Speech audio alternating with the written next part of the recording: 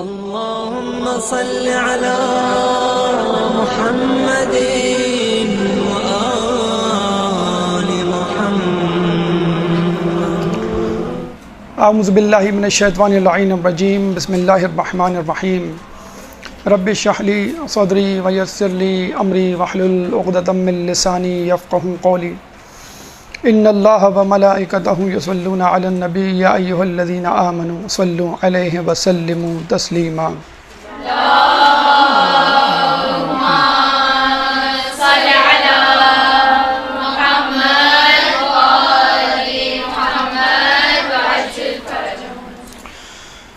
انگریزی میں ایک محاورہ ہے، ڈو ناٹ جج دا بک فرام اٹس کور، یعنی کتاب کو اس کے سرورق سے، اس کے کور سے نہیں پہچانو. تو اگر کتاب کو اس کے سرورق سے نہ پہچانو تو پھر کس چیز سے پہچانو؟ یعنی جس طرح ہم دیکھتے ہیں کہ انسان کو اس کی ظاہری رکھ رکھاؤ یا بناوٹ یا لباس سے نہیں پہچاننا چاہیے، بلکہ اس کے کردار سے پہچاننا چاہیے، اس کے معاملات طے کرنے کے انداز سے پہچاننا چاہیے. اسی طرح کتاب کو اس کے سرورق سے نہیں ہے. تو جب پوچھا گیا تو بھئی کس چیز سے پہچانے کتاب کو، تو کہا گیا کہ ایک طریقہ ہے کہ آپ اس کے اندر موجود مقدمے سے پہچانیں. جو پریفیس ہوتا ہے، مقدمہ ہوتا ہے، آپ نے نوٹ کیا ہوگا، کتاب کا مقدمہ ایسی شخصیت لکھتا ہے کہ جو خود صاحب کتاب سے زیادہ افضل ہوتا ہے، بہتر ہوتا ہے، اور اس کی بڑی نظریں ہوتی ہیں دقیق اس کتاب کی تحریر پر. اور پھر وہ کتاب کو پڑھتا ہے، تصحیح کرتا ہے، خامیاں تلاش کرتا ہے، اور لوگوں کو ریکمینڈ کرتا ہے کہ بھئی یہ کتاب پڑھنی چاہیے کہ نہیں، اور کیوں پڑھنی چاہیے، اس کا فائدہ کیا ہے اور اس کا مقصد کیا ہے. کتاب کربلا بھی ایک ایسی کتاب ہے کہ جس کو پڑھنے سے پہلے امام نے ایک مقدمہ لکھا، اور وہ مقدمہ مسلم بن عقیل کے ہاتھوں تھا. اور بلا شبہ مسلم کی شخصیت ایک بڑی قداور شخصیت تھی، امام کی شخصیت اس زمانے میں بلند ترین شخصیت تھی. تو انہوں نے اپنے کتاب کے مقدمے کے لیے مسلم بن عقیل کو منتخب کیا. اور کتاب کا مقدمہ پڑھ کر ہی ہمیں اندازہ ہو جاتا ہے کہ واقعی کربلا کی داستان بہت زیادہ غمگین ہوگی، اداس ہوگی، اور خون میں ڈوبی ہوئی ہوگی. بس فرق یہ ہے مقدمے اور کتاب میں کہ کربلا میں جتنے بھی لوگ تھے، چاہے وہ جتنی ہی بے دردی سے قتل کیوں نہ ہوئے ہوں، بہرحال ایک دوسرے کو دلاسا دینے کے لیے موجود تھے. یہاں مسلم بن عقیل تنہا تھے جنہوں نے تنہا قربانی دی.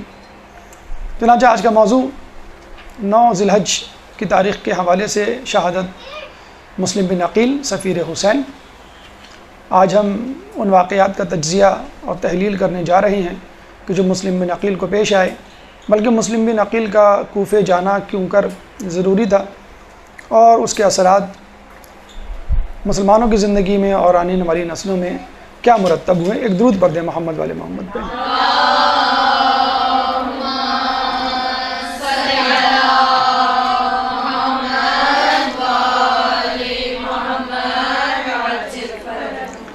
ہماری گفتگو کے انشاءاللہ 10 مراحل ہوں گے.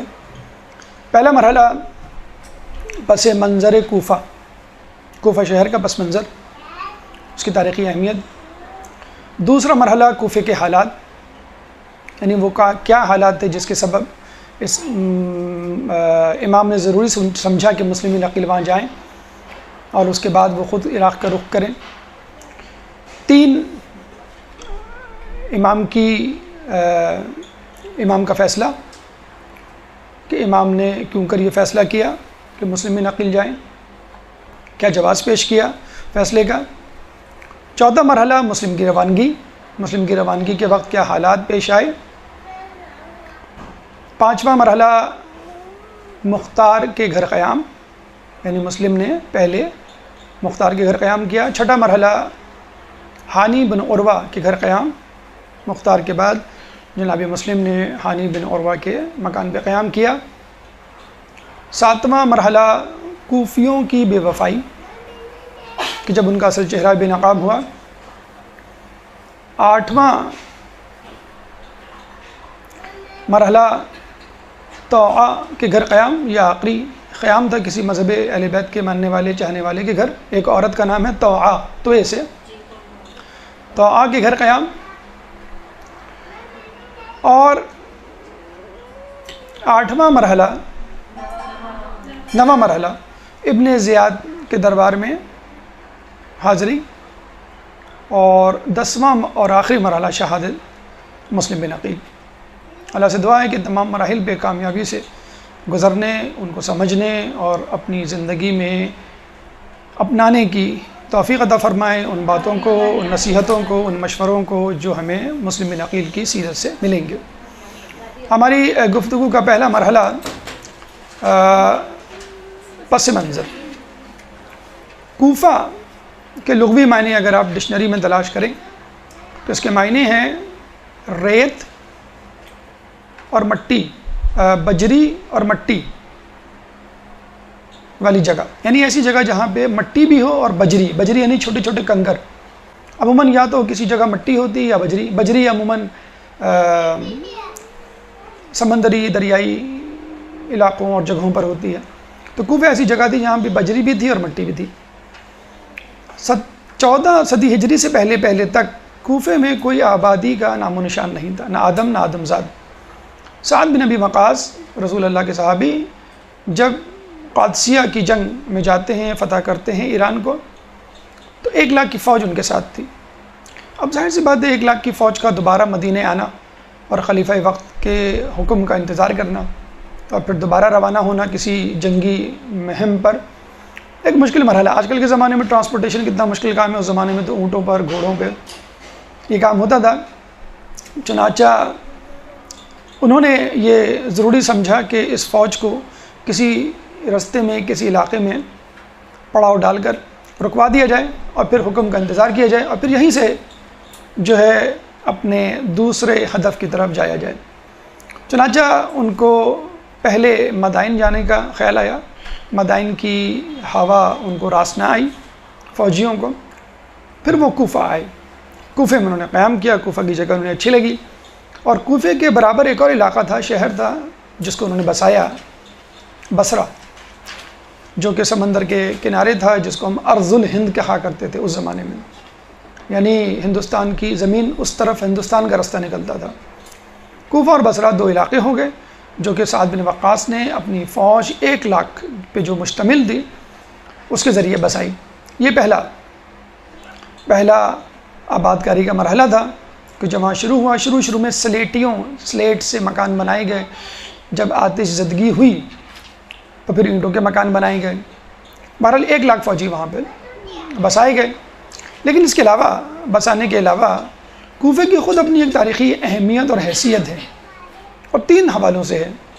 پہلے مولا علی کے حوالے سے آپ دیکھتے ہیں کہ مولا علی جب خلافت میں متمکن ہوئے تو شورشیں برپا ہوئیں، بغاوت ہوئی، طلحہ، زبیر اور جناب عائشہ اپنے اپنے مورچے لیے مولا علی کے خلاف آ کر کھڑے ہو گئے، اور یہ کوفہ ہی تھا کہ جہاں پر ان لوگوں نے اپنا مرکز بنایا۔ اور کیوں بنایا؟ بالکل اظہر من الشمس سے، جیسے ابھی آپ کو بتلایا کہ وہاں پہ 1 لاکھ فوجی پہلے سے آباد تھے۔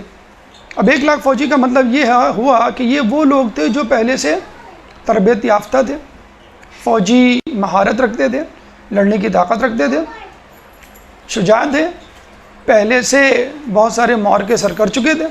چنانچہ ان تینوں نے چاہا کہ یہاں کے فوجیوں کو استعمال کیا جائے۔ یہ ایک طرح کی کنٹونمنٹ بورڈ آبادی تھی، فوجی چھاونی جسے اردو میں کہا جاتا ہے، جیسے ہمارے کراچی کے علاقے میں بھی فوجی چھاونیاں ہیں، چارہ فیصل پہ ہے، کارساز پہ ہے، ملیر پہ ہے۔ کنٹونمنٹ ایک بورڈ تھا ان کا، سمجھ لیں ایک فوجی چھاونی تھی۔ انہوں نے بہتر سمجھا کہ اس علاقے کو استعمال کیا جائے، 1 لاکھ کی فوج ہے، اور بالکل جسے کہتے ہیں کہ تیار شدہ فوج، بس کو استعمال کرنا ہے، قائل کرنا ہے۔ جب یہ وہاں آئے اور اپنے فوجیوں کو تیار کیا اور اپنا مرکز بنایا، اڈا، مورچہ تیار کیا، تو مولا علی کو جب پتہ چلا کہ یہاں پہ جمع ہے اور وہاں پہ فوج کے لیے تیار ہیں، تو مولا علی نے بھی اپنے ساتھیوں کو لے کے کوفے کا رخ کیا۔ اب یوں سمجھ لیجیے ایک الیکشن کمپین چل رہی ہوتی تھی، مولا علی کے ساتھی مسجد، گھر، گلی، قریہ، کوچہ جا کر اپنے لیے کنونس کیا کرتے تھے کہ بھی ہماری فوج میں آؤ، ہماری طرف سے لڑو۔ ادھر حاکم شام کے لوگ گلی، کوچہ، قریہ، مسجد، مدرسہ، ہر جگہ جا کے چوراہوں پہ اپنی جگہ بلانے کے لیے تگ و دو کیا کرتے تھے۔ بالکل ایک الیکشن کمپین تھی۔ بہرحال اس زمانے میں کوفے کی کثیر تعداد نے مولا علی کا ساتھ دیا جنگ جمل میں، جناب عائشہ، طلحہ اور زبیر کے مقابلے میں، اور وہ جنگ مولا علی نے جیتی۔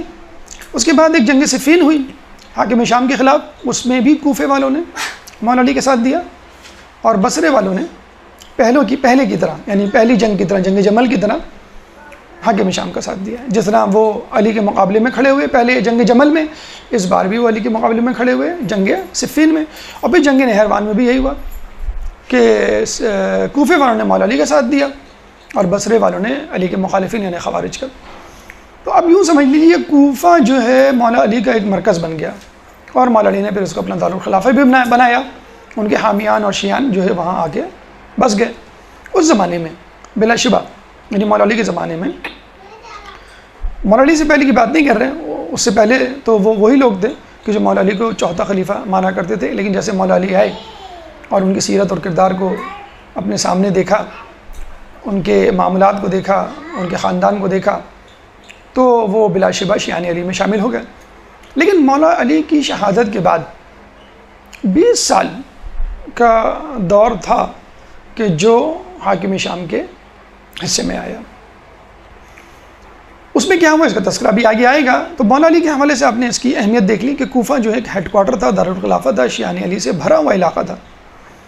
رسول اللہ کے حوالے سے ایک عجیب ہمیں اس کی فضیلت ملتی ہے، اہمیت کا اندازہ ہوتا ہے کہ رسول اللہ جب شب معراج کے بعد معراج کا سفر طے کر کے مکہ معظمہ کی طرف جا رہے تھے، تو رستے میں ان کو ایک زمین سے نور نظر آیا نکلتا ہوا۔ تو رسول اللہ نے پوچھا رسول اللہ نے کہ یہ کیسا نور ہے؟ تو فرشتے نے بتایا کہ یہ جو ہے کوفے کا نور ہے، کوفے کی مسجد سے آ رہا ہے۔ تو رسول اللہ نے کہا کہ یہاں پہ میں 2 رکعت نماز پڑھنا چاہتا ہوں۔ دیکھیے اسٹاپ اوور لیا، حالانکہ مکہ کتنی دور تھا، آپ آسمانوں کی 7 آسمانوں کی سیر کر کے آ رہے ہیں، اور آپ نے کہا کہ نہیں مجھے کوفے جانا ہے، اور کوفے جا کے مسجد میں انہوں نے 2 رکعت نماز پڑھی، پھر دوبارہ آسمان پہ تشریف لے گئے اور پھر دوبارہ سفر کیا اور مکے گئے۔ کوفے کی اپنی اہمیت ہے، مسجد حرام مسجد نبوی کے بعد کوفے کی مسجد کی اہمیت ہے، اعتکاف کے حوالے سے اہمیت ہے، نماز پڑھنے کے حوالے سے اہمیت ہے، اور اس حوالے سے بھی اہمیت ہے کہ یہاں پہ مولا علی اپنے فیصلے سنایا کرتے تھے، اس لیے بھی اہمیت ہے کہ یہیں کے منبر پہ مولا علی کی شہادت ہوئی۔ لیکن اس کے علاوہ، یعنی مولا علی اور رسول اللہ کے علاوہ ہٹ کے بھی کوفے کی اہمیت ہے۔ آپ نے شاید سنا ہوگا جو غیر حتمی علامات ہیں امام زمانہ کی، اس میں ایک علامت یہ بھی ہے کہ کوفے میں کشت و خون کا بازار گرم ہوگا، یعنی شدید قتل عام ہوگا، قتل و غارت ہوگا۔ اور آپ دیکھ لیجئے داعش آئسس کا جو ہیڈ کوارٹر یا مرکز یا سرگرمیوں کا محور جو ہے وہ عراق ہے۔ فی الحال ابھی کوفہ، نجف، کربلا تو نہیں، لیکن موصل تو، اور آپ سنتے رہتے ہیں کہ کاظمین یا بغداد میں وقتاً فوقتاً گاہے بگاہے بم دھماکے ہوتے رہتے ہیں۔ بہرحال، اور یہ کچھ بعید نہیں کہ آئندہ آنے والے زمانے میں یہاں پہ ایک شدید قتل و غارت کا بازار گرم ہو، لیکن بہرحال یہ بات بھی روایتوں میں موجود ہے کہ جب امام زمانہ آئیں گے تو اپنا دارالخلافہ پھر اسی کوفے کو بنائیں گے اور اسی کو وسعت دیں گے، جب وہ میل تک یہ وسیع ہو جائے گا، اتنا وسیع ہو جائے گا کہ کربلا سے مل جائے گا۔ تو ہمارے پہلے امام کا مرکز دارالخلافہ بھی کوفہ، اور ہمارے آخری امام کا دارالخلافہ بھی کوفہ۔ انشاءاللہ جب امام آئیں گے تو کوفے کی امیگریشن کے لیے لوگ اسی طرح تڑپیں گے جس طرح امریکہ، انگلینڈ اور کینیڈا کی امیگریشن کے لیے تڑپ رہے ہیں۔ آپ ابھی سے اپنے نام لکھوا لیں، درود پڑھ دیں محمد والے محمد۔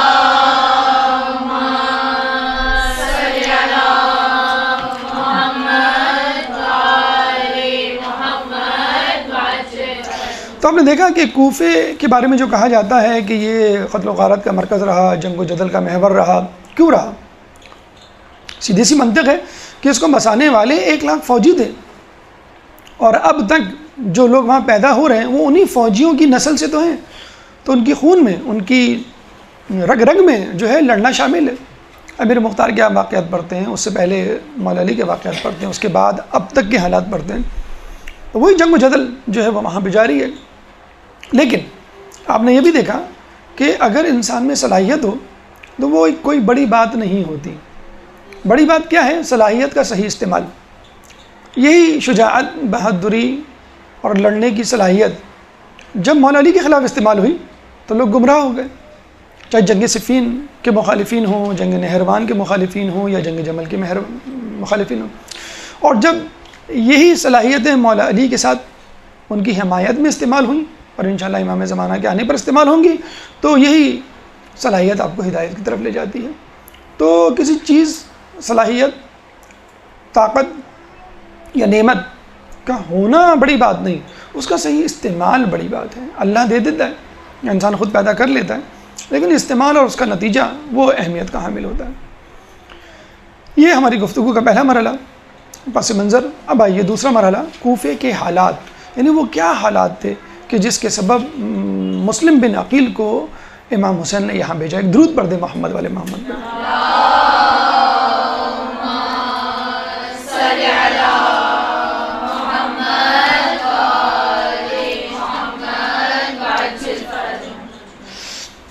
بعد از حاکم شام،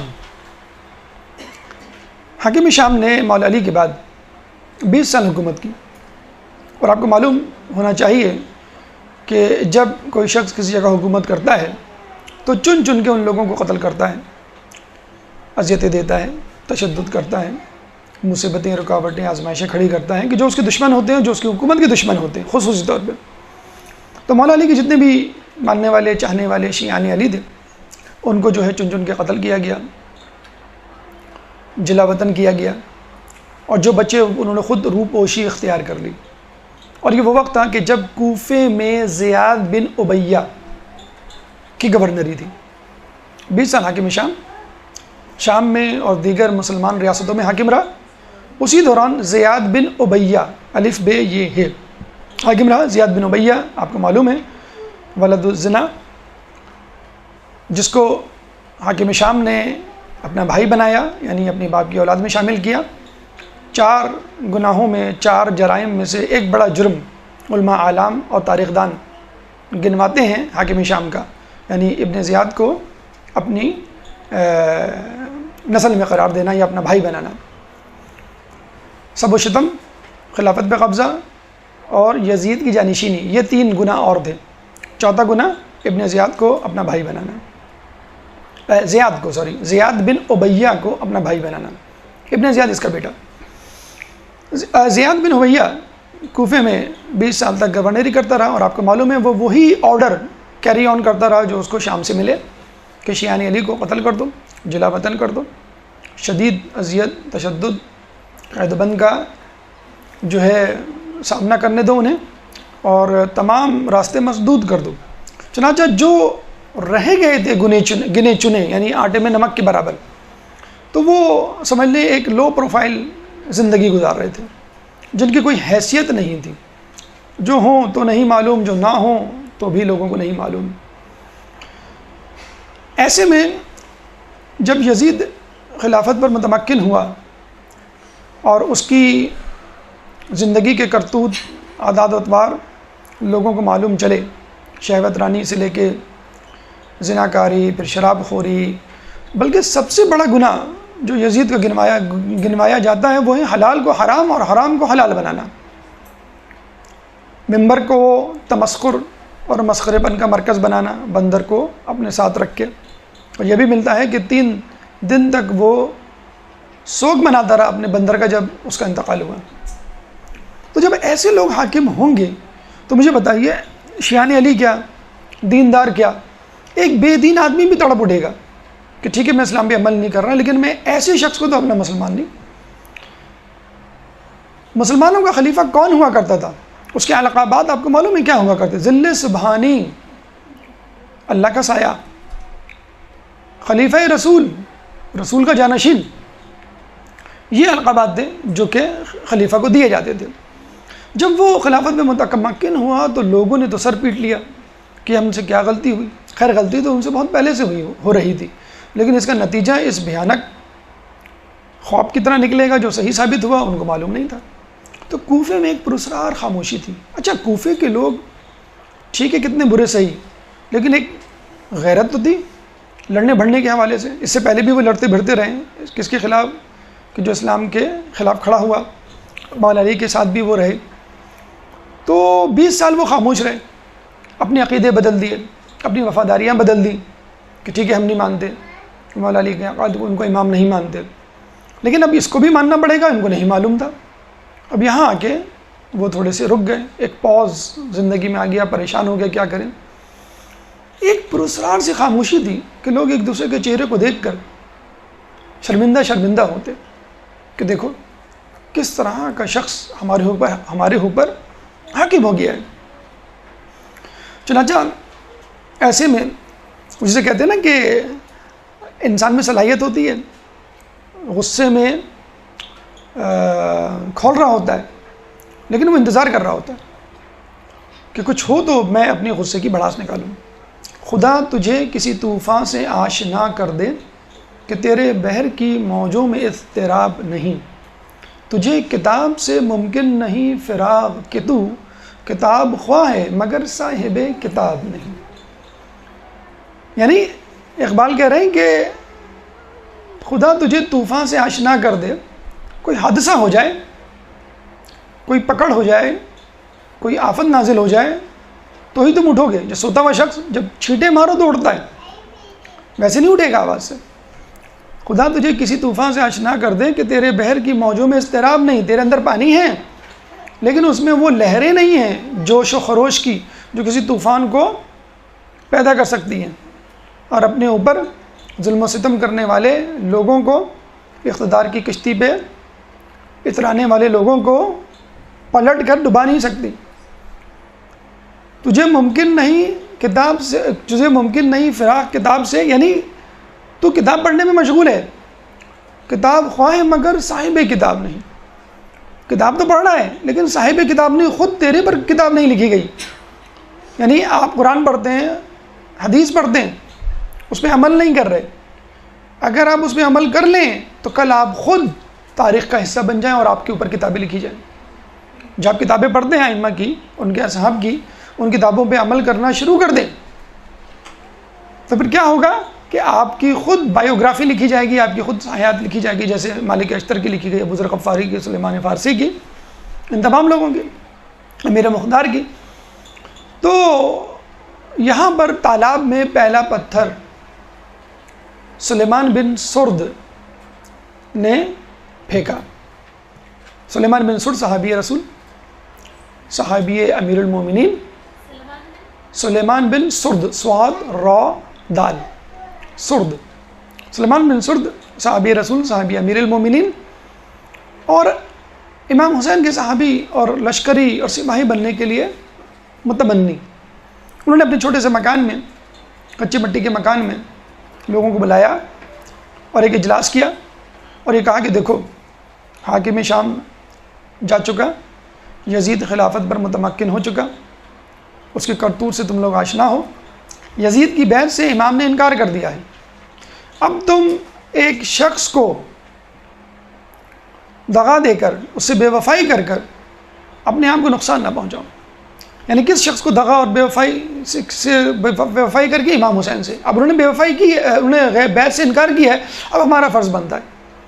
اسٹینڈ کس نے لیا سب سے پہلے بیعت نہ کرنے کا؟ امام حسین نے. تو اب ہمارا فرض بنتا ہے امام حسین جیسی شخصیت کو فالو کرے اور ان کی بیعت کرے، اور ان کی بیعت کرنے کے بعد یزید سے چھٹکارا پائیں. یہی ایک واحد راستہ ہے. تو آپ نے کہا، سلیمان بن سرد نے اپنے ساتھیوں کو، سارے ڈائی ہارڈ اسٹانچ آئیکونک فگرز شیعہ علی کی وہاں بیٹھی ہوئی تھی، کہ اگر تم چاہتے ہو کہ امام یہاں پر آئیں، ہم ان کی بیعت کریں، یزید سے چھٹکارا پائیں، جو کہ ایک واحد سلوشن ہے، رہ گیا ہے، تو تم لوگ دیر مت کرو، تاخیر مت کرو. امام مدینے سے نکل چکے تھے، مکے میں تھے، یعنی امام سمجھنے تیار ہیں کچھ بھی کرنے کے لیے، کسی بھی قسم کی قربانی دینے کے لیے، تو پھر ہم کیوں نہیں تیار؟ لوگوں میں ایک بے چینی، اضطراب پیدا ہوا اور لوگ یہ سن کر بڑے غمگین ہوئے اور انہوں نے کہا کہ ہاں ہمیں ایسا کرنا چاہیے. تو اس نشست کے بعد 4 لوگوں نے پہل کی پہلا خط لکھنے میں. امام کو جو پہلا خط لکھا گیا وہ سلیمان بن سرد. خط کی تحریر کچھ یوں تھی کہ یہ تحریر سلیمان بن سرد، حبیب ابن مظاہر، رفاع بن شداد اور مسیب ابن نجبہ کی طرف سے لکھا جا رہا ہے.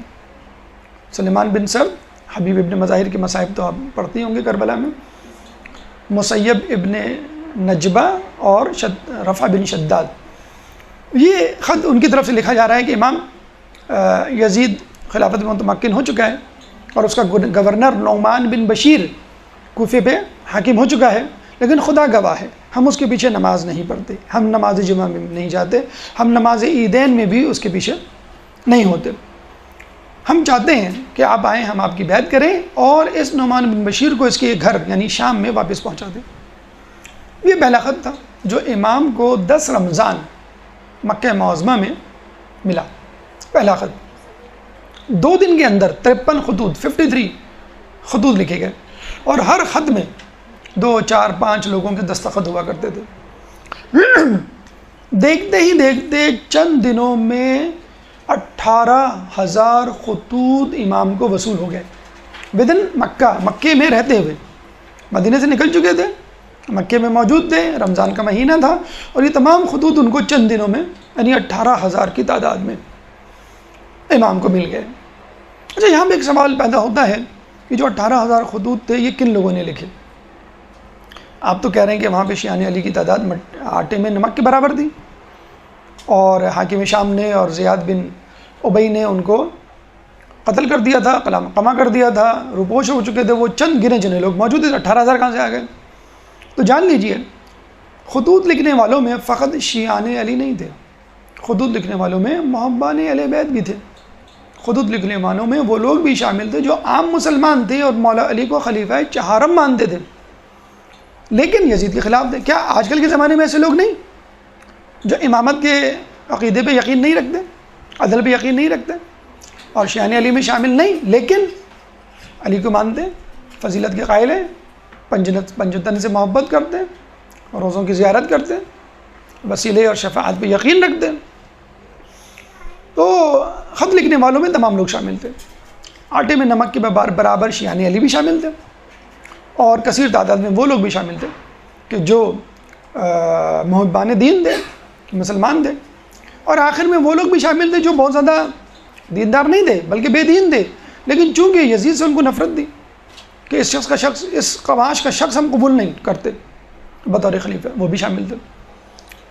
اس کا ثبوت آپ کو میں دیتا ہوں، خطوط کے متن اگر آپ پڑھیں جو امام کو پہنچائے گئے، تو خطوط کے متن پڑھ کر آدمی کی تحریر سے اندازہ ہو جاتا ہے نا کہ یہ انسان کس طبیعت کا مالک ہے۔ خطوط کے متن شروع میں کیسے تھے، بیچ میں کیسے تھے، بعد میں کیسے ہو گئے؟ جیسے ہم نے بتایا کہ شروع میں شیعان علی نے ان کو خط لکھا، پھر بعد میں عام لوگوں نے، اور پھر بعد میں ان لوگوں نے بھی جو دیندار تو نہیں تھے لیکن ان کو یزید بہرحال پسند نہیں تھا۔ پہلے خطوط میں لب و لہجہ کیسا ہوا کرتا تھا؟ التجائی، ایک خواہش ہوا کرتی تھی، شاید خدا آپ کے ذریعے ہم مسلمانوں کی شیرازہ بندی کر دے، اس جملے پہ اختتام ہوا کرتا تھا خط کا۔ التجا ہے نا اس جملے میں، خدا را آ جائیے، ہماری درخواست ہے تاکہ ہم متحد ہو جائیں۔ اس کے بعد لہجہ تھوڑا سا تبدیل ہوا اور جوش نے اس کا مقام لے لیا۔ پھر اختتام کیسے ہوا کرتا تھا بعد کے خطوط میں؟ ہم آپ کی امامت کے بغیر کسی اور کی امامت کبھی نہیں قبول کریں گے، ایک جوش۔ ٹھیک، آپ نے دیکھا لہجہ تبدیل ہوا۔ پھر اس کے بعد آخری خطوط میں لہجے کیسے ہوئے؟ آپ اندازہ لگا لیں کہ یہ خط کس نے لکھا ہوگا، کن لوگوں نے لکھا ہوگا، کیا موضوع ہوتا تھا، کیا متن ہوتا تھا، کیا اختتام ہوتا تھا؟ کھیتیاں لہلا رہی ہیں، درخت میووں سے لدے ہوئے ہیں، تالاب لبریز ہیں، لشکر آراستہ ہیں، میدان تیار ہے، آئیے کیک کاٹیے۔ ہم کہتے ہیں نا بس کیک تیار ہے، آگے کیک کاٹ دیجیے، سب کچھ تیار ہے، آپ بھی کھائیے ہمیں بھی کھلائیے۔ یہ لالچ ہے کہ نہیں؟ امام کو لالچ دی جا رہی ہے۔ آپ کس کی لالچ دے رہے ہیں؟ میووں کے لیے دے رہے ہیں، کھیت کھلیانوں کی دے رہے ہیں، پانی اور ایوانوں کی دے رہے ہیں، اور جائیدادوں کی دے رہے ہیں، خلافت، یہ آپ ایک لالچ دے رہے ہیں امام کو، نعوذ باللہ۔ یہاں سے آپ کو اندازہ ہو جانا چاہیے کہ امام کو لکھنے والے خطوط فقط شیعان علی نے نہیں بلکہ غیر شیعہ افراد نے بھی لکھے۔ شیعان علی تو وہاں پہ آٹے میں نمک کے برابر تھے، اور جن لوگوں نے بسایا اس سے بھی آپ واقف ہیں۔ بہرحال اب یہاں پہ آ کر امام کو خطوط ملتے ہیں، امام جو ہیں وہ فیصلہ کرتے ہیں۔ امام کیا فیصلہ کرتے ہیں؟ یہ ہماری گفتگو کا تیسرا مرحلہ امام حسین کا فیصلہ. ایک درود پڑھ دے محمد والے محمد پہ.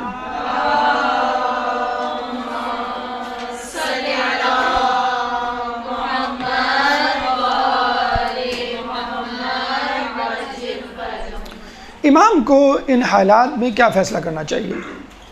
یزید خلافت پر متمکن ہو چکا، ظلم و ستم کا بازار گرم ہو چکا، حلال حرام ہو چکا، حرام حلال ہو چکا. امام نے بیعت سے انکار کر دیا، مکہ معظمہ آ گئے. اب دو عوامل، دو فیکٹر ایسے تھے جس نے امام کو مجبور کیا کہ وہ کوفے کی طرف جائیں، عراق کی طرف رخ کریں. ٹھیک ہے، کون سے دو فیکٹر؟ نمبر 1 مکے کی حرمت، نمبر 2 کوفے کی دعوت. یہ دو عوامل تھے، جس کی دو اسباب تھے، دو وجوہات تھے جس کی وجہ سے امام نے فیصلہ کیا.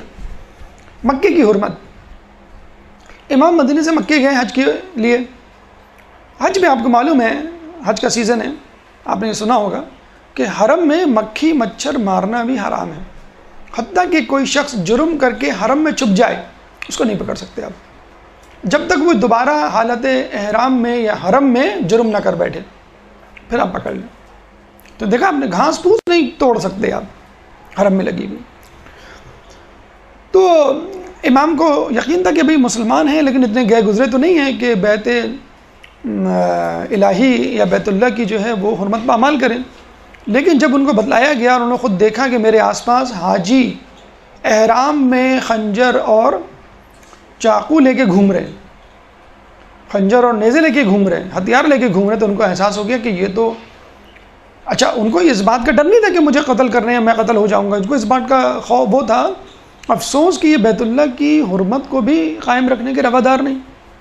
تو انہوں نے یہ فیصلہ کر لیا کہ یہاں سے مجھے جانا چاہیے. اسی وقت جب 18,000 خطوط ملیں گے تو اب منزل کا بھی تعین ہو جانا چاہیے.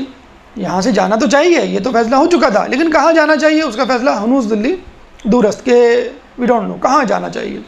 18,000 خطوط کسی کو ملیں گے تو ایک صاحب عقل آدمی کو کیا فیصلہ کرنا چاہیے؟ امام کو چھوڑیے، امام کو تو پہلے سے معلوم تھا کہ میں کہاں قتل ہوں گا اور کہاں جو ہے ہمارے لاشیں بکھرے پڑے ہوں گے. لیکن ایک عام آدمی کو جس کی کوئی منزل نہیں، 18,000 خطوط ملتے ہیں کسی جگہ سے، تو وہ کہاں جائے گا؟ وہیں جائے گا. ورنہ قیامت کے دن وہ 18,000 افراد امام کا گریبان پکڑ سکتے ہیں. ٹھیک، جب وہ جانے لگے تو لوگوں نے ان کو روکا. امام نے صاف کہا دیکھو اگر میں یہاں رہا تو بھی قتل کیا جاؤں گا. عبداللہ بن زبیر جن کے بارے میں کہا جاتا ہے کہ حاکم شام نے یزید کو یہ نصیحت کی تھی، دیکھو 3 لوگوں سے بیعت نہیں لینا، امام حسین، عبداللہ بن زبیر، عبداللہ بن عمر. ان 2 لوگوں کے ساتھ کیا ہوا ایک الگ داستان ہے، کبھی اور سنائیں گے.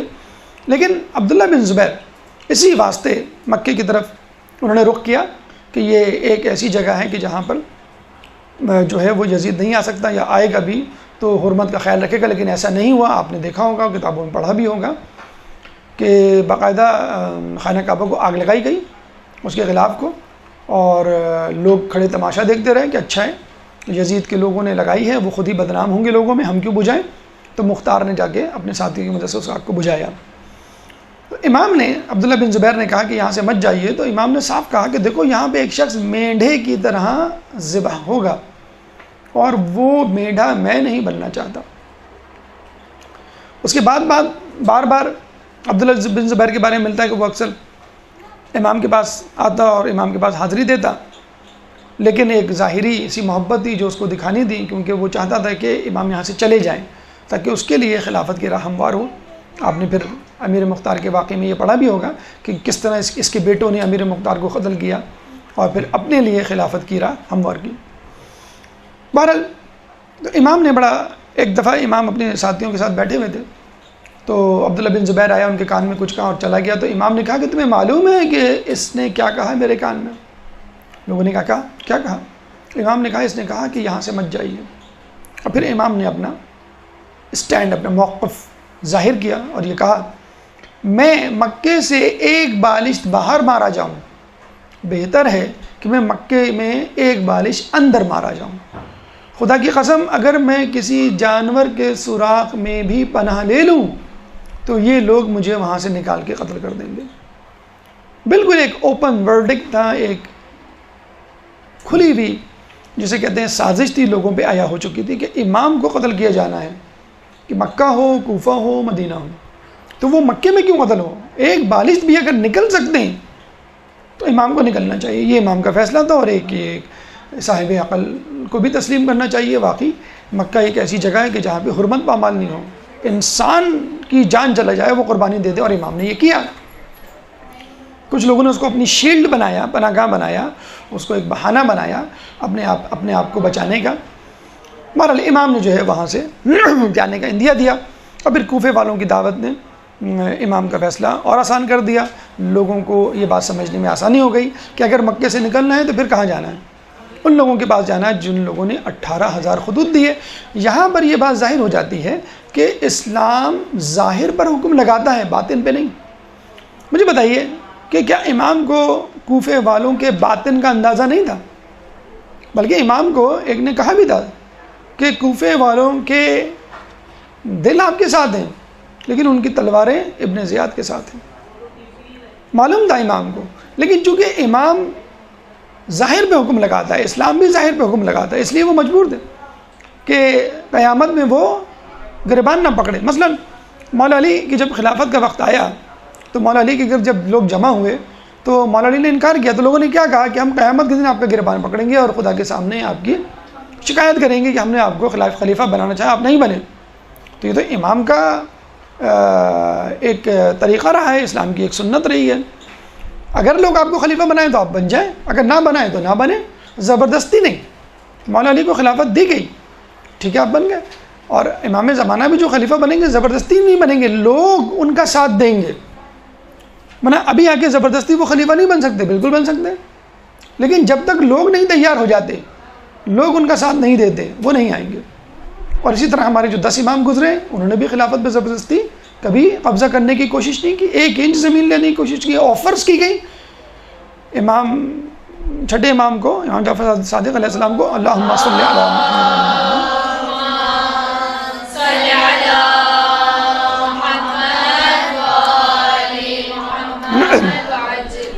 کیا ان کو آفر نہیں کی گئی تھی کہ آپ حکومت لے لیں؟ اور بنو عباس نے کیا کہا کہ ہمارے ساتھ آ جائیں، ہم بنو امیہ کا سارا بدلہ لیں گے۔ کیا رسول اللہ کو حکومت کی آفر نہیں کی گئی کہ تم جو ہے حکومت لے لو مکے کی اور جتنا پیسہ چاہیے لے لو، جس عورت سے چاہو شادی کر لو، لیکن اپنا یہ کام چھوڑ دو نبوت والا؟ تو ہمارے نہ کسی نبی نے نہ کسی امام نے ایسی پیشکشوں کو قبول کیا، کیونکہ اسلام حکومت کے لیے نہیں ہے، حکومت اسلام کے لیے ہونی چاہیے۔ اسلام کو سیڑھی نہیں بنانا چاہیے حکومت حاصل کرنے کے لیے، حکومت کو سیڑھی بنانا چاہیے اسلام کو پھیلانے کے لیے۔ اور اب تک کے جو حکمران یہی کرتے ہوئے آئے تھے کہ وہ اسلام کو سیڑھی بناتے تھے حکومت حاصل کرنے کے لیے۔ ولید بن عبد الملک کا واقعہ ہم نہیں پڑھتے کہ قرآن پڑھ رہا تھا، حمامۃ المسجد کہلاتا تھا، جب معلوم چلا کہ تمہیں خلیفہ بنا دیا گیا تو قرآن اٹھا کے پھینک دیا کہ اب مجھے تیری ضرورت نہیں۔ تو ایسے لوگ بھی گزرے ہیں۔ تو امام کا جو طریقہ اور امام نے جو فیصلہ کیا تھا وہ اسی بنیاد پر تھا کہ لوگ چونکہ مجھے بلا رہے ہیں، اب یہ حجت ہے میرے اوپر کہ میں جا کر ان سے بیعت لوں، اور جو ان کو ستایا جا رہا ہے اور جو دین کو تبدیل کیا جا رہا ہے اس دین کو اپنی اصلی حالت پہ لاؤں، جیسے وہ مدینے سے نکلتے ہوئے کہہ چکے تھے کہ میں اپنے نانا کی امت کی اصلاح کے لیے جا رہا ہوں۔ امام کا کوفے جانا، عراق جانا، کربلا جانا یا مسلم بن عقیل کو بھیجنا قطعی طور پہ خودکشی نہیں تھی، یہ لوگوں کی ظاہری طبیعت پہ، ظاہری صورت پر ایک رد عمل تھا جو ہر کسی کو کرنا چاہیے، امام نے بھی وہی کیا۔ اب آئیے ہماری گفتگو کے چوتھے مرحلے کی طرف، مسلم بن عقیل کی روانگی۔ ایک درود پڑھ دے محمد والے محمد پہ۔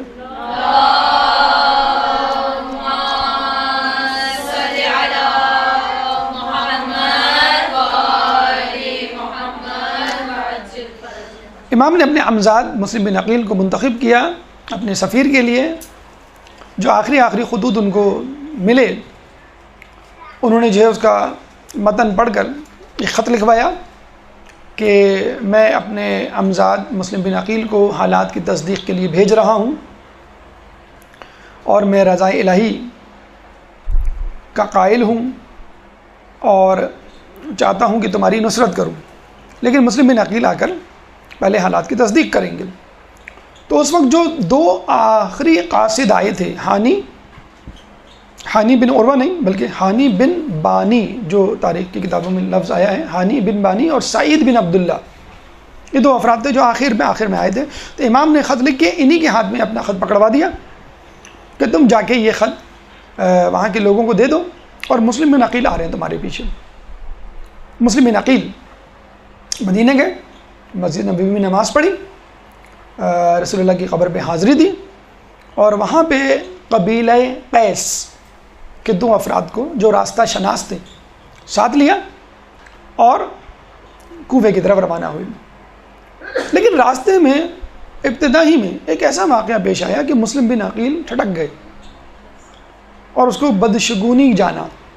وہ کیا واقعہ تھا کہ جو دو افراد گئے تھے مسلم بن عقیل کے ساتھ راستہ بتلانے، وہ راستہ بھٹک گئے اور صحرا میں ادھر ادھر مسلم بن عقیل کو لے کر پھرتے رہے بڑی مشکل سے. اچھا، اس بھٹکنے کے دوران آپ کو معلوم ہے صحرا میں فرض کر لیں آپ 30 دن کا پانی لے کے جا رہے ہیں، 30 دن کی مسافت ہے، کہاں سے؟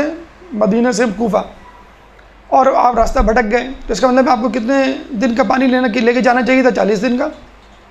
تو 10 دن تو راستہ ڈھونڈنے میں لگ گئے، تو پانی ختم ہو گیا. 30 دن گزر گئے اور صحرا میں بیٹھے ہوئے.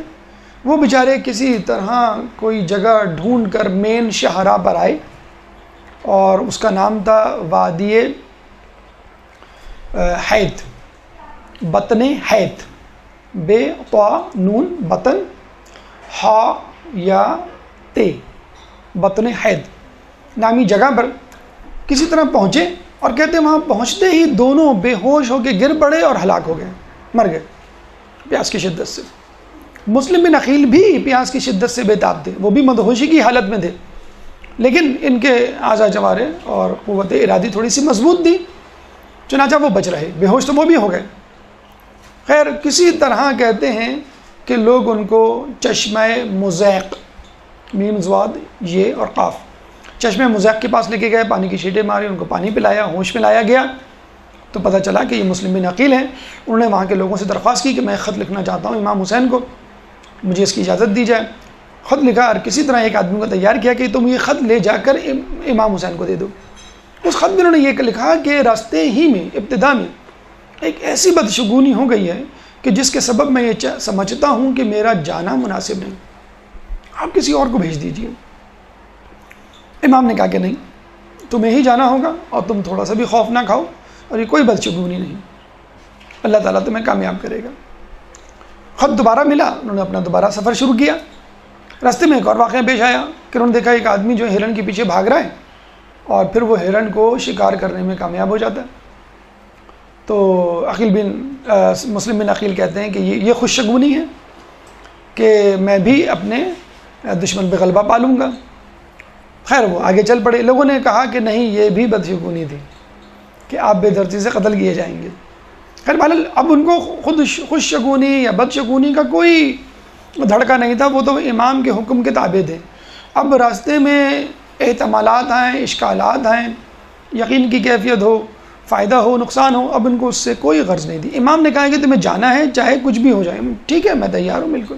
میں نے کہ احتمال کا اظہار کیا تھا، اگر آپ سمجھتے ہیں کہ ضروری ہے جانا چاہے کچھ بھی ہو، ٹھیک ہے میں تیار ہوں جانے کے لیے. بہرحال مسلم بن عقیل جو ہے وہ وہاں سے چلتے ہیں اور کوفہ پہنچتے ہیں.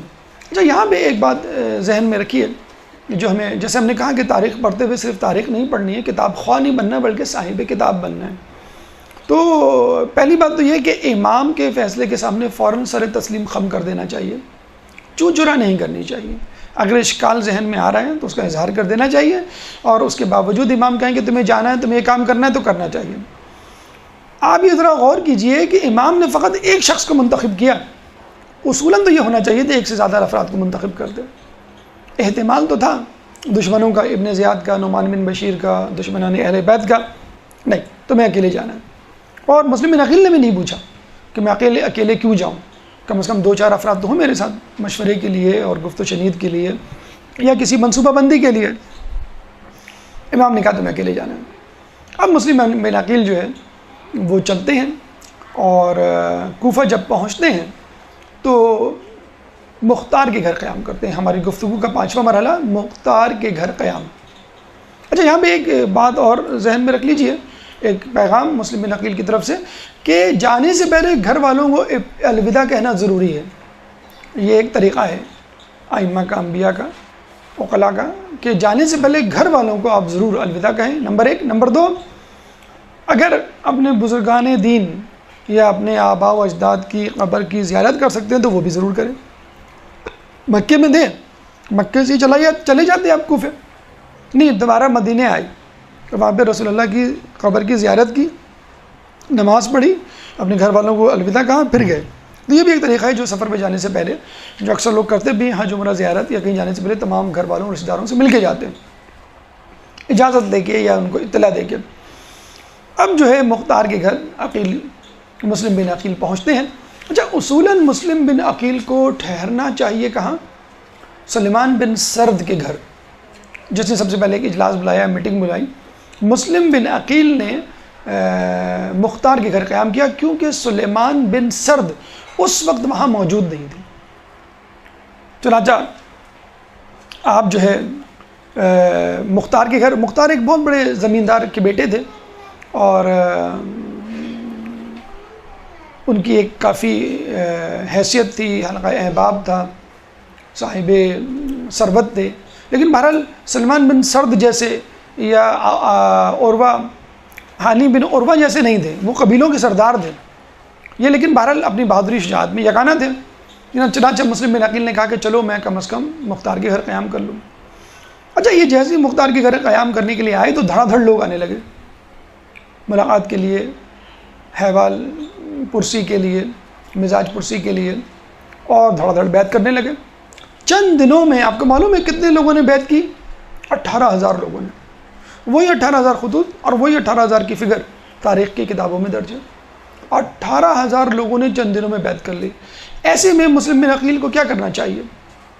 وہی کرنا چاہیے جو صاحب عقل کو، کہ امام راہ ہموار ہے، لوگ تیار ہیں، آپ آ جائیے، انشاءاللہ آپ کو کامیابی ہوگی. یہ خط لکھا اور انہیں بھیج دیا.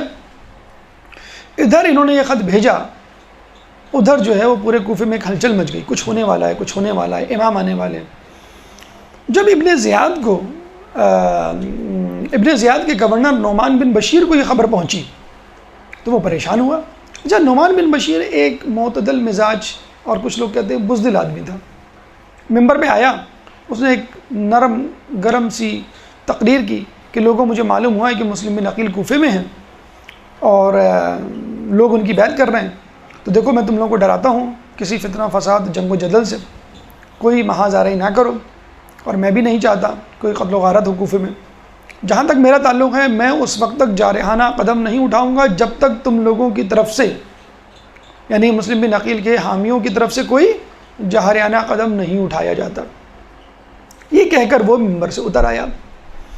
جب یہ ممبر سے اترا تو وہاں پہ موجود ایک شخص تھا، عبداللہ بن مسلم حضرمی.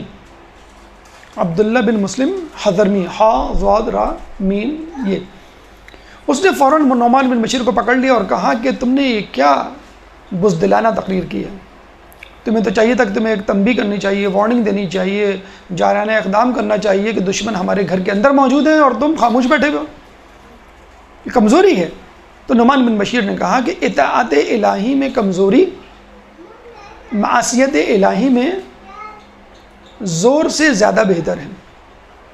ایک شخص اطاعت الہی کرے اور بظاہر کمزور نظر آئے، ٹھیک ہے، جیسے کمپرومائز لوگ کر لیتے ہیں، صلاح کر لیتے ہیں، اس سے بہتر ہے کہ جو ہے جنگ و جدل پہ اتر آئے، قتل و غارت پہ اتر آئے اور لوگ اس کو قائم کریں بڑا بہادر ہے لیکن ظلم کر رہا ہو، اللہ کی معصیت کر رہا ہو.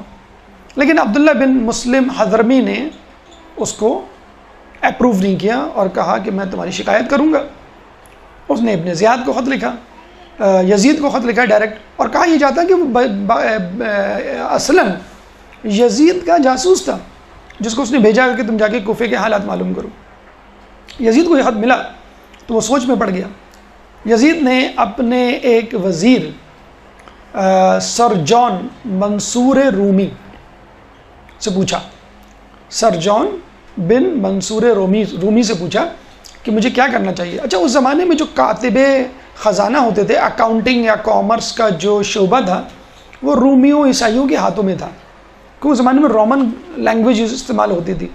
اور مسلمانوں میں نیا نیا وہاں پہ قبضہ کیا تھا، تو مقامی لوگوں کو وہ نہیں آتی تھی عربی، ساری اکاؤنٹنگ، کامرس اور رجسٹر جو ہے وہ سارے رومن زبان میں تھے، تو کئی عرصے تک رومیوں کے ہاتھوں میں یہ رہا، عیسائیوں کے ہاتھوں میں، اور وہ بڑا اس پہ اتراتے تھے، فخر کرتے تھے کہ یہ کام مسلمان نہیں کر سکتے۔ خیر بعد میں پھر لوگوں نے آ کے پورا اس کو عربی میں ٹرانسفارم کیا، کامرس کو، پوری اکاؤنٹنگ کو۔ تو سر جان نے کہا کہ تم جو ہے ابن زیاد کو کوفے کا گورنر بنا دو۔ تو یزید اصل میں ابن زیاد سے ایک پروفیشنل جیلسی رکھتا تھا، حسد کرتا تھا۔ کیوں؟ اس کے خیال میں خود ابن زیاد میری خلافت پر نظر جمائے بیٹھا ہے، اور یہ شک اس کو بہت پہلے سے تھا، جب حاکم شام، اس کا باپ شام میں اور مسلمانوں کی ریاست کا خلیفہ تھا، اس زمانے سے وہ اس کے بھائی جس کو اس نے اپنا بھائی بنایا ہوا تھا، حقیقت میں نہیں تھا، زیاد بن امیہ جو ہے، اس کے خیال میں یہ سوچا کرتا تھا، سازشیں کیا کرتا تھا کہ میں حاکم شام کے مرنے کے بعد یزید کی بجائے اپنے بیٹے یعنی ابن زیاد کو خلیفہ بناؤں گا۔ تو ایک پروفیشنل جیلسی رکھتا تھا، مجبوراً اس نے بصرہ میں اس کو گورنر بنایا ہوا تھا۔ اس نے کہا نہیں میں تو نہیں بھیجوں گا اس کو، وہ تو خود میری خلافت کے چکر میں ہے۔ اچھا ہم یہ سمجھتے ہیں کہ مسلمانوں میں افتراق ہے، گروہ بندی ہے، نہیں، ایسا نہیں ہے، خود باطل کے اندر بھی افتراق، گروہ بندی ہوتی ہے۔ ہم بیوقوف ہیں مسلمان کہ اس سے فائدہ نہیں اٹھاتے۔ کیا یہ پروٹیسٹنٹ اور کیتھولک کرسچنز نہیں ہیں شیعہ سنی کی طرح؟ یہ بھی تو شیعہ سنی ہیں، طرح پروٹیسٹنٹ شیعوں کی طرح، کیتھولک سنیوں کی طرح، تو ہم اس سے کیوں نہیں فائدہ اٹھاتے؟ خود ہم آپس میں لڑ رہے ہیں، اور عیسائیوں کے درمیان گروہ بندی جو ہے خود روایتوں میں آیا ہے کہ یہودیوں کے 71 فرقے ہوں گے، عیسائیوں کے 72 فرقے ہوں گے، مسلمانوں میں 73 فرقے ہوں گے۔ تو ان فرقوں کو ہم کیوں نہیں لڑواتے؟ ہمیں اپنے آپ سے، اپنے گروہ میں جو ہے لڑنے سے فرصت نہیں ہے۔ تو اس نے کہا ابن زیاد کو، تو ابن زیاد نے اس نے کہا نہیں، آپ کے باپ نے یہ پہلے ہی فیصلہ کر لیا تھا کہ اس کو خلیفہ ہونا چاہیے، گورنر ہونا چاہیے کوفے کا۔ کہنے لگے کیسے؟ کہنے میرے پاس تحریر موجود ہے، اس نے تحریر نکال لی تو اس میں لکھا ہوا تھا۔ تو اس نے کہا تمہارے پاس یہ تحریر کیسے آئی؟ کہنے لگے آپ کے باپ نے مرنے سے پہلے یہ فیصلہ کیا تھا، لیکن موت کے سبب، انتقال ہونے کے سبب وہ اس فیصلے پہ عمل درآمد نہیں کر پائے۔ تو اس نے پھر گھٹنے ٹیک دیے اور یزید ابن زیاد کو خط لکھا۔ کیا خط لکھا؟ کہ تمہیں ایک اہم عہدہ، ایک اہم کام دیا جا رہا ہے، اگر چاہو تو شرافت حاصل کر لو، ورنہ غلام کے غلام رہو۔ اس زمانے میں ولد الزنا لوگوں کو غلام کہا جاتا تھا، کیونکہ زیاد بن امیہ ولد الزنا تھا، اس کا بیٹا ابن زیاد، تو وہ غلام ہی تو رہے۔ پہلے مسئلہ اس نے مجہول النسب ہونے کا ایک طعنہ بھی دے دیا کہ تم اس قابل نہیں ہو، لیکن میں تمہیں شرافت میں تمہیں دے رہا ہوں۔ ابن زیاد اس وقت بصرہ میں گورنر تھا، اپنے بھائی قتیل کو اس نے اپنی جگہ پہ رکھا اور خود جو ہے وہاں پہ آیا۔ اچھا یہ آیا کس طرح؟ کوفہ میں 2 دروازے تھے، ایک دروازہ کھلتا تھا مکہ معظمہ کی طرف، ایک دروازہ کھلتا تھا بصرہ کی طرف۔ لوگ، آپ کو میں نے بتایا کہ 18,000 لوگ بیعت کر چکے تھے، وہ تو متمنی تھے، اور جو دروازہ مکہ معظمہ کی طرف کھلتا تھا اس پہ ٹکٹکی لگائے بیٹھے دیکھ رہے تھے امام کب آتے ہیں، امام کب آتے ہیں۔ اور زیاد کو کہاں سے آنا تھا؟ ابن زیاد کو بصرے کے دروازے سے، کیونکہ وہ بصرے میں تھا، لیکن ابن زیاد بصرے کے دروازے کی بجائے گھوم کر مکے والے دروازے کی طرف سے آیا، جہاں پہ لوگ جو ہے منتظر تھے امام کے، امام اس دروازے۔ بالکل وہی حالت تھی جو ہجرت مدینہ کے وقت تھی، کہ لوگ جو ہے وہ رسول اللہ کا انتظار کر رہے تھے، ہاتھ میں پھول کی پتیاں اور ہار لے کے۔ وہی حال تھا کہ وہ بالکل امام کے منتظر تھے کب آئیں گے۔ اب جو ہے ابن زیاد جو ہے چہرے پہ نقاب ڈالے اور سر پہ کالا سیاہ امامہ پہنے آئے۔ اس زمانے میں سیاہ امامہ وہ لوگ پہنا کرتے تھے جو اشراف میں شمار ہوتے تھے، اور وہ اپنے ساتھ جنگی سپاہی نہیں لے کر آیا، بلکہ عام لوگوں کو اچھے کپڑے، صاف ستھرے، جسے کہتے ہیں علماء و علام اور اشراف والے کپڑے پہنا کے لایا۔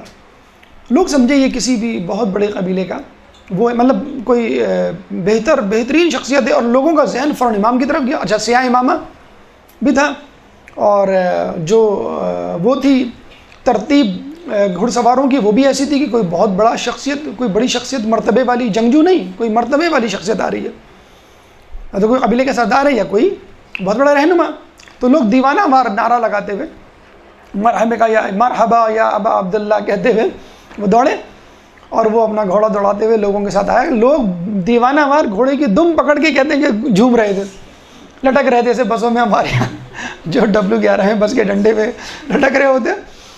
اب پیچھے لوگ جو ہے پاگلوں کی طرح، سینکڑوں نہیں ہزاروں افراد، اور وہ بھی بڑے مزے سے بیوقوف بناتا ہوا ان کو، چلاتا ہوا ہکاتا ہوا کہاں لے آیا؟ دارالامارہ کی عمارت پہ، قصر دارالامارہ. وہاں چیخ کے اس نے جو ہے نعمان بن بشیر کو آواز دی کہ باہر نکلو.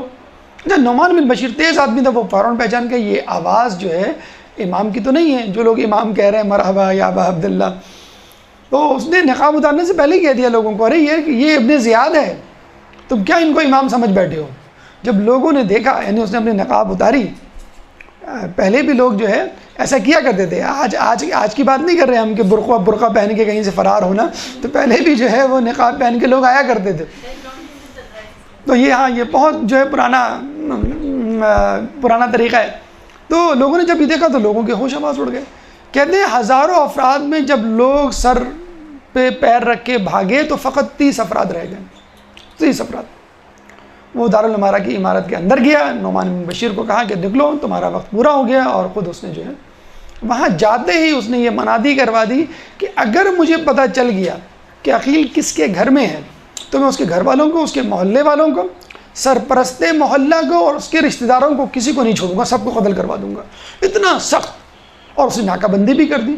یہاں پہ آ کر مسلم بن عقیل کو اندازہ ہوا کہ مجھے اب مختار ثقفی کا مکان چھوڑ دینا چاہیے. اب یہاں سے وہ ہانی بن عروہ کے مکان میں منتقل ہو گئے. جناب مسلم بن عقیل مختار ثقفی کے مکان کو چھوڑ کر اب جو ہے وہ ہانی بن عروہ کے مکان میں منتقل ہوئے.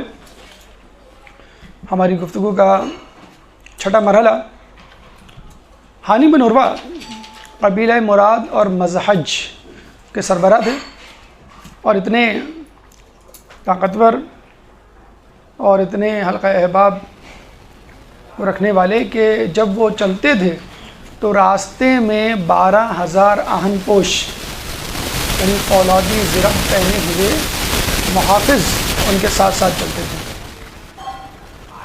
ان کے گھر انہوں نے قیام کیا.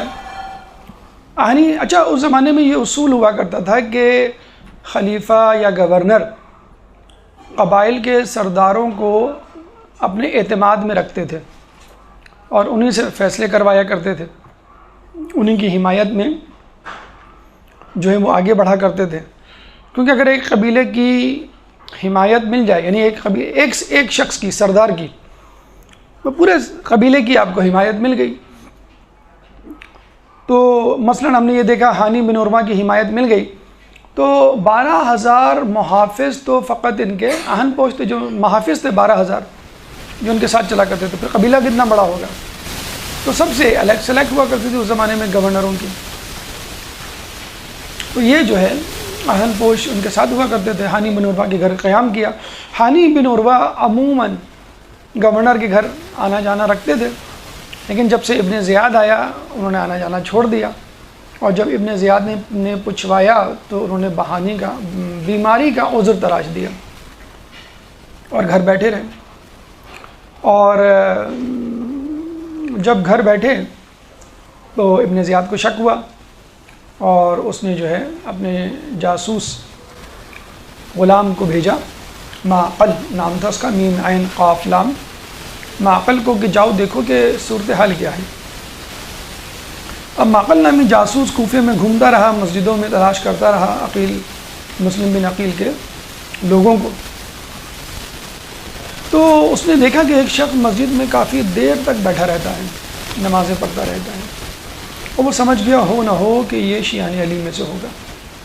اب دیکھیے پرانے زمانے میں لوگ کیسے پہچانتے تھے، جب مسجد میں زیادہ بیٹھے عبادت کرے وہ شیعان علی میں سے ہوگا. اور آج کل کیسے پہچانتے ہیں؟ کالے کپڑوں سے پہچانتے ہیں، علم سے پہچانتے ہیں، انگوٹھی سے پہچانتے ہیں، بندے سے پہچانتے ہیں، وغیرہ وغیرہ.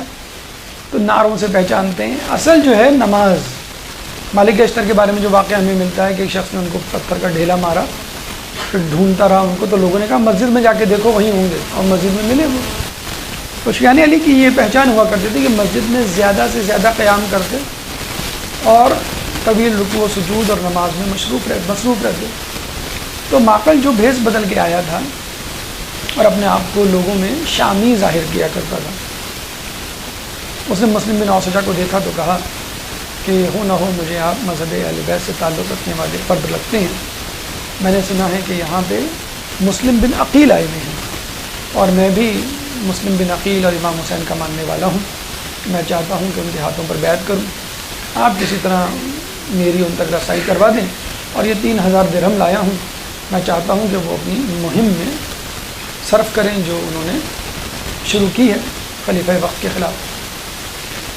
مسلم بن اوسجہ جو ہے وہ بہت خوش ہوئے کہ چلو ایک اپنے ہم خیال ہم عقیدہ شخص سے ملاقات ہوئی. انہوں نے کہا کہ ٹھیک ہے میں تمہیں لے جاؤں گا امام کے پاس، لیکن کل آج میں امام سے اجازت لے کر آؤں گا اور کل لے جاؤں گا، اور دیکھو کسی کو بتانا مت. اب وہ نہیں سمجھے تھے کہ یہ جو ہے جاسوس ہے ابن زیاد کا. وہ گھر گئے، امام سے کہا، وہ مسلم بن عقیل سے کہا. مسلم بن عقیل نے کہا ٹھیک ہے آپ ان کو لے آئیں.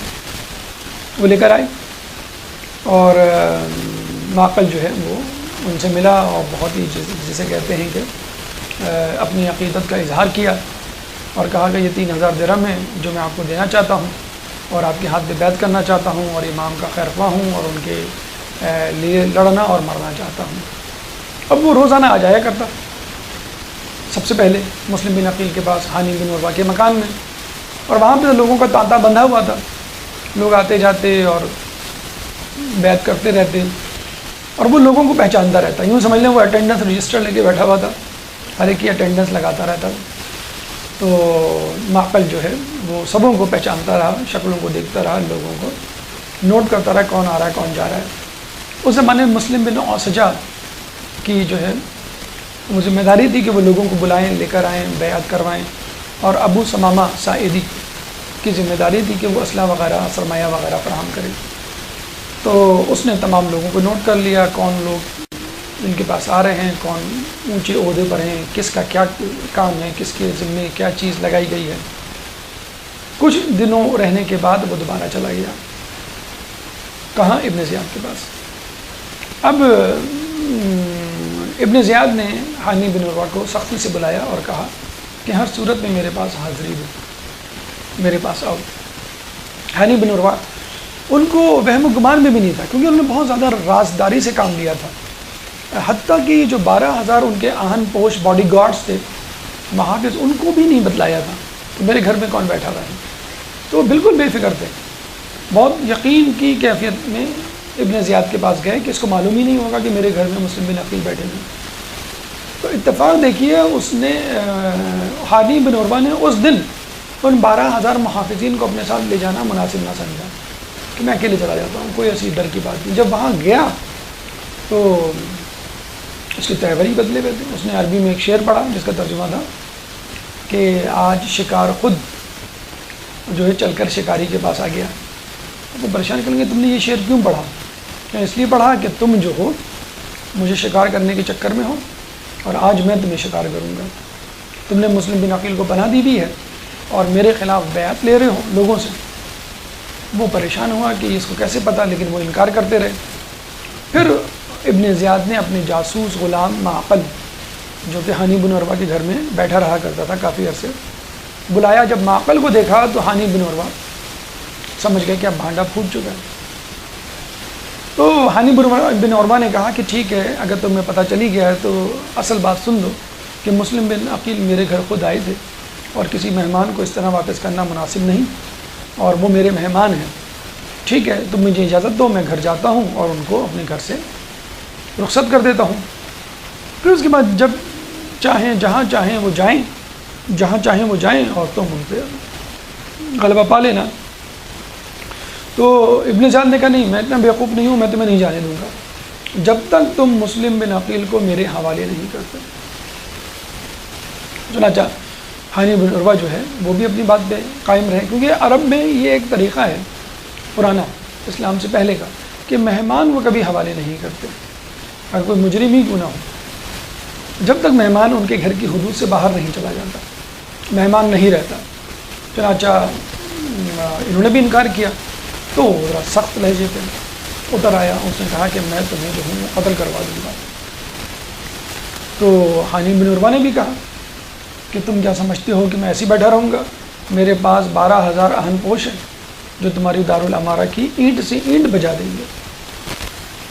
ابن زیاد نے کہا کہ تم مجھے دھمکی دے رہے ہو، اور یہ کہہ کر اس نے چھڑی جو ہے وہ زور سے ان کے چہرے پہ ماری تو ان کے چہرے سے جو ہے خون جاری ہو گیا اور ہونٹ پھٹ گئے. تلوار نکال کے انہوں نے ابن زیاد کو مارنی چاہیے لیکن ناکام رہے.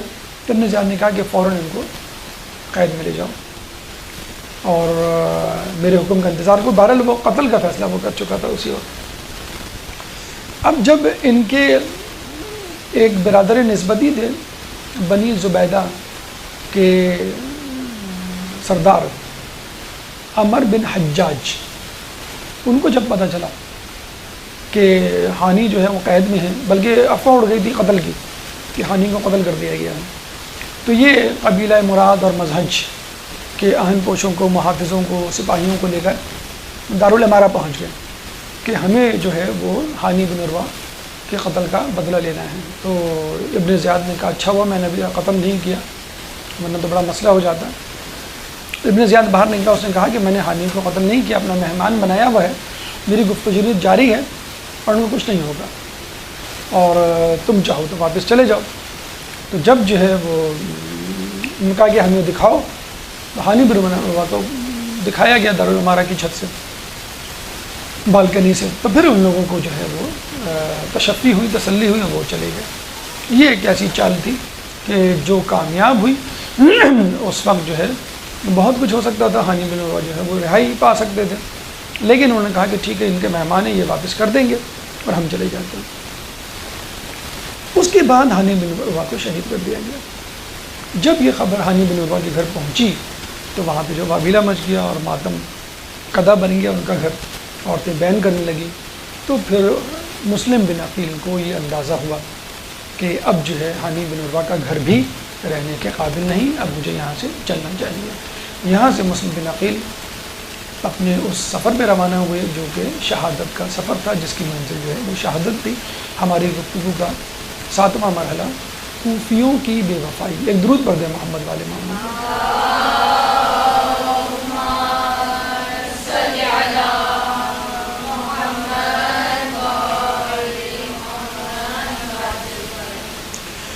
اب مسلم نے باقاعدہ ایک ٹکراؤ مقابلے کا مرحلہ جو ہے عبور کرنا تھا. اب قیام کا مرحلہ نہیں تھا، اب ٹکرانے کا اور پاش پاش ہو جانے کا، غلبہ پانے کا وقت تھا، جنگ و جدل کا مرحلہ سامنے تھا. آپ جو ہے ہانی بن عروہ کے مکان سے نکلے اور لوگوں کو کہا کہ جو میرے ساتھ چل سکتا ہے چلے. تو کہتے ہیں کہ تقریباً 4000 افراد مسلم بن عقیل کے ساتھ چلنے کے لیے تیار ہوئے دارالامارہ. حالانکہ 18000 بیعت کر چکے تھے. آپ دیکھیے کس طرح لوگوں کی تعداد بتدریج کم ہوئی. آپ دارالامارہ پہنچے اور وہاں جا کر جو ہے وہ للکارا ابن زیاد کو. گھمسان کی جنگ ہوئی، کافی لوگ جو اس میں مارے گئے. جیسے ہم نے بتایا کہ اس زمانے میں یہ ہوتا تھا گورنر اور خلیفہ دونوں قبائل کے سردار کو اپنے ساتھ رکھتے تھے تاکہ قبائل کے سردار جو حکم دے دیں پورا قبیلہ اس کو سن لے، اس پہ عمل کرے. اس نے یہ کیا انہی 2-4 دنوں میں ابن زیاد نے کہ کوفے میں موجود قبائل کے تمام سرداروں کو اپنے دارالامارہ میں بلا لیا. اب کیا ہوتا تھا، 4000 افراد جمع ہیں نیچے، چیخ چلا رہے ہیں، تلواریں نکالے ہوئے ہاتھوں میں موجود ہیں. اب ایک ایک کر کے ابن زیاد سرداروں کو بلاتا اور ان سے خطاب کرواتا، اور ہر سردار اپنے اپنے قبیلے کے لوگوں کو کہتا کہ میں تمہارا سردار ہوں، میں تمہیں حکم دیتا ہوں کہ تلواریں نیام میں رکھو اور اپنے گھر چلے جاؤ.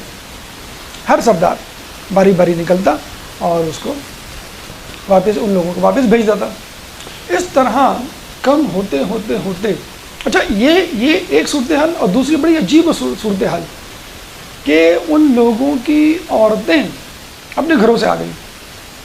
جب سرداروں کے کہنے پر کافی لوگ کم ہو گئے، کہتے ہیں کہ 4000 سے افراد کتنے کم رہ گئے؟ 300. لیکن 300 افراد رہ گئے جن کے اوپر سرداروں کی بات کا کوئی اثر نہیں ہوا یا ڈھیٹ بن گیا کہ نہیں ہم تو لڑنے مرنے کے لیے آئے. تو ان کے گھر کی خواتین آ گئیں کہ تمہیں کیا ضرورت پڑی ہے لڑنے مرنے کی، اور لوگ نہیں ہیں کیا؟ وہ لڑے، تم کیوں لڑ رہے ہو؟ اچھا اس وقت ابن زیاد نے اور سرداروں نے مل کر لوگوں کو کیا ایک خوف اور دھمکی دی، کس خوف میں مبتلا کیا کہ شام سے فوجیں آ رہی ہیں. کیونکہ اس وقت خود ابن زیاد کے پاس اتنی فوج سپاہی نہیں تھے اتنی تعداد میں، 4000 یا 18000. انہوں نے دھمکی دی کہ شام سے فوجیں آ رہی ہیں، جیسی وہ فوجیں آئیں گی تم تمام لوگوں کو قتل کر دیں گے. تو یہ سن کے لوگوں میں خوف، پورے کوفے والوں میں خوف بیٹھا، تو 18,000 سے 4,000، 4,000 سے 300، اور جب خواتین آئیں تو 300 بھی کم ہو کے 30 رہ گئے۔ اب مسلم بن عقیل جو ہے وہ نکلے اور نماز مغربین کا وقت ہوا، نماز مغربین پڑھی، نماز مغربین پڑھ کے جب فارغ ہوئے تو وہ 30 بھی جا چکے تھے۔ اب مسلم کی غریب الوطنی کا وقت شروع ہوا۔ مسلم بن عقیل جو ہے وہ اپنے علاقے میں، اپنے کوفے میں، جس میں 18,000 لوگوں نے ان کی بیعت کی تھی، اکیلے رہ گئے۔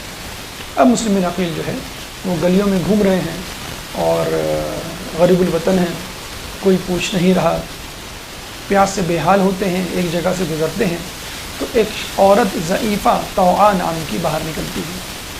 طوعا پہلے کنیز تھی محمد بن اشعث کندی کی۔ اشعث کندی وہ شخص ہے جو کہ مولا علی کے ساتھ ہوا کرتا تھا، جنگوں میں شریک ہوا کرتا تھا، صفین میں بھی تھا، لیکن بغض معاویہ کے لیے علی سے کوئی محبت نہیں تھی اس کی، اور یہ اس کا بیٹا تھا محمد بن اشعث کندی۔ اور جودہ بن اشعث کا بھی آپ نے نام سنا ہوگا، جس نے امام حسن کو جو زہر دیا تھا، تو یہ جودہ بن اشعث جو ہے وہ اشعث کی بیٹی تھی، محمد بن اشعث کا بیٹا تھا۔ تو یہ ابن زیاد کا خاص آدمی تھا، سپاہی تھا۔ جب یہ طوعا باہر نکلی تو مسلم بن عقیل نے پانی مانگا، اس نے پانی لا کے دیا، پانی دے کے جانے لگی، اس نے دوبارہ دروازہ کھولا تو مسلم وہیں بیٹھے ہوئے۔ تو وہ پوچھا کہ بھئی آپ یہاں کیوں بیٹھے ہوئے، اپنے گھر جائیں۔ تو مسلم بن عقیل نے کہا کہ میں غریب الوطن ہوں، میرا کوئی گھر نہیں۔ طوعا نے کہا کہ آپ ہیں کون؟ تو انہوں نے تعارف کروایا کہ میں مسلم بن عقیل ہوں۔ تب اس کو معلوم چلا کہ یہ تو مسلم بن عقیل ہے، اس نے فوراً اندر بلایا کہ کوفے کے حالات ٹھیک نہیں ہیں، آپ اندر آ جائیں۔ اندر لائیں، دسترخوان لگایا، کھانا لگایا، لیکن مسلم نے کھانا نہیں کھایا، جو جن حالات سے وہ گزر رہے تھے۔ رات میں ان کا بیٹا بلال آیا، طوعا کا بیٹا بلال۔ اب یہ کسی کی زوجیت میں تھی، کنیزی سے جو ہے اس نے آزاد کر دیا تھا، تو اس نے کسی سے شادی کی تھی، کسی شخص سے، اس سے ایک بیٹا تھا بلال۔ جب بلال آیا تو اس نے نوٹ کیا اس کی ماں بار بار ایک کمرے میں جاتی ہے، آتی ہے، جاتی ہے، آتی ہے۔ اس نے پوچھا تم کیا کرنے جاتی ہو؟ تو اس نے کہا کہ مسلم بن عقیل آئے ہیں، ان کی مہمانداری کر رہی ہوں، لیکن تم کسی کو بتانا مت۔ اور بلال بڑا پریشان ہوا کہ ابن زیاد نے تو یہ کہہ دیا ہے کہ جس کے گھر میں بھی قیام ہوگا ان کے تمام گھر والوں کو، آس پاس کے لوگوں کو، محلے کے سرپرست یعنی کونسلر کہہ لیں آپ، اور سارے رشتہ داروں کو قتل کر دوں گا کہ مجھے بتایا کیوں نہیں۔ اب وہ بڑا پریشان ہوا، اس نے ماں کو کہا کہ تم نے غلطی کی اور تم فوراً حوالے کرو، خبر دو۔ تو ماں نے کہا نہیں، میں نہیں حوالے کروں گی اور تم بھی نہ بتانا۔ اب یہ رات میں چپکے سے اٹھ کے چلا اور ابن زیاد کو جا کے خبر دی، بلکہ ابن زیاد سے پہلے جو ہے وہ اس کے بیٹے عبد الرحمن کو خبر دی۔ عبد الرحمن نے جا کے محمد بن اشعث کو خبر دی، محمد بن اشعث نے ابن زیاد کو خبر دی۔ ابن زیاد نے کہا کہ ٹھیک ہے، تم لشکر لے کے جاؤ اور مسلم کو جو ہے وہ لے کر آؤ۔ اب یہ جو ہے وہ مسلم کی طرف گئے، وہاں جا کر وہ دھاوا بول دیا۔ اچھا وہ سمجھے کہ ایک آدمی کو ہی تو پکڑنا ہے، وہ چند سو لوگ تھے۔ وہ پتہ چلا کہ وہ اتنی زیادہ شمشیر زنی اور شجاعت کا انہوں نے مظاہرہ کیا کہ لوگ حیران رہ گئے۔ پھر کہا کہ اور فوج بھیجو، اور مطلب یہ بھی تک لکھا ہے کہ 3,000 تک کی فوج تھی، لیکن مسلم بن عقیل کو وہ قابو نہ کر پائے۔ اچھا ایک بزدلانہ اقدام انہوں نے کیا کیا کہ وہ چھت پہ چڑھ گئے اور عورتوں کی طرح پتھر مارنے لگے، گرم پانی گرانے لگے۔ تو اس زمانے میں یہ بہت معیوب سمجھا جاتا تھا اس طرح لڑنا، یعنی دشمن کے پیچھے سے حملہ کرنا یا دشمن کے اوپر سے حملہ کرنا، دو بدو حملہ اصل حملہ سمجھا جاتا تھا۔ تو مسلم بن عقیل نے کہا کہ تم مرد ہو تو میرے سامنے آ کے حملہ کرو، اور کسی کو جرت نہیں ہوتی تھی، ہزاروں افراد تھے۔ صبح سے شام تک جنگ ہوتی رہی، لوگ سمجھ گئے کہ یہ ہمارے ہاتھ آنے والے نہیں۔ کہتے ہیں کہ ابن زیاد نے باقاعدہ کہلوایا کہ تم لوگ کیا کر رہے ہو، میں نے ایک آدمی کو پکڑنے کے لیے کہا ہے۔ تو محمد بن اشعث نے اس کو جواب بھجوایا کہ تم نے کسی بنیے کو پکڑنے کے لیے نہیں بھیجا ہے، یہ بنی ہاشم کا شجی نوجوان ہے کہ جس کو تمہیں پکڑنے کے لیے، تم نے ہمیں پکڑنے کے لیے بھیجا ہے۔ پوری فوج بھی آ جاتے اس کو قابو نہیں کر سکتے۔ تو اس نے کہا کہ بھائی کوئی ہیلا بہانہ کرو۔ تو پھر ان کے ذہن میں خیال آیا، اس نے مسلم بن عقیل کو پکارا محمد بن اشعث نے کہ ہم تمہیں امان دیتے ہیں۔ یہی ایک صورت ہوا کرتی تھی کہ ہم تم کو امان دیتے ہیں، ہم تمہارا کچھ نہیں بگاڑیں گے، تم اپنے آپ کو ہمارے حوالے کر دو۔ مسلم نے کہا کہ اگر تم یقین دلاتے ہو اور اپنے اس پہ قائم رہو گے، مجھے جو ہے ضمانت دو اس بات کی، تو پھر میں حوالے کرتا ہوں۔ نے کہا ٹھیک ہے، ہم بالکل حوالے کرتے ہیں۔ ایک شخص تھا جو جس نے انکار کر دیا. باقی تمام لوگوں نے کہا ہم آپ کو.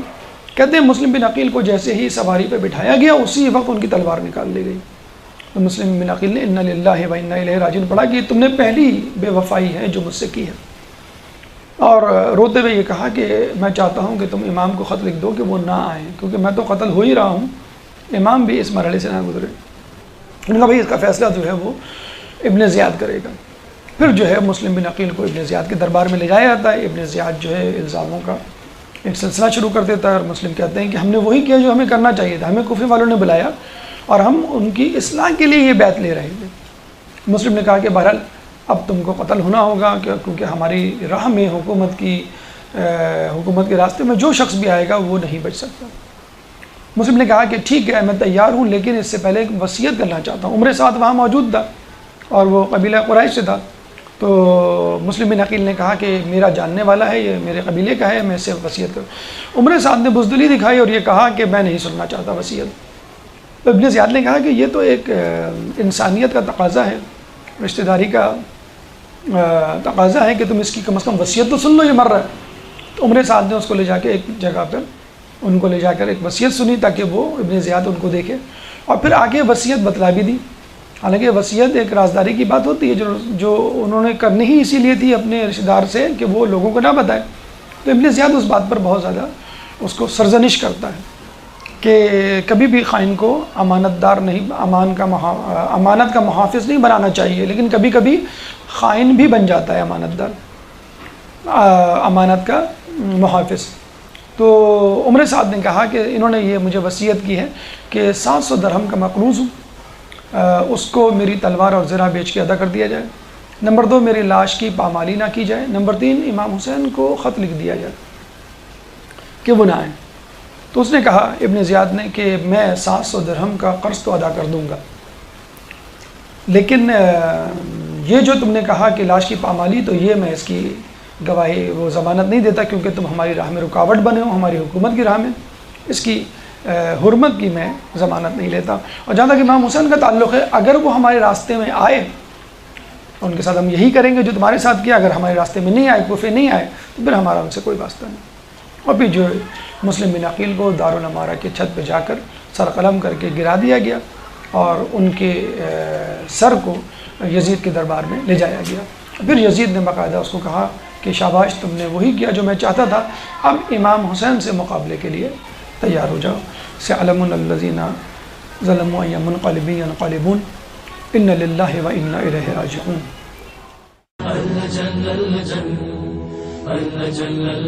يا مولا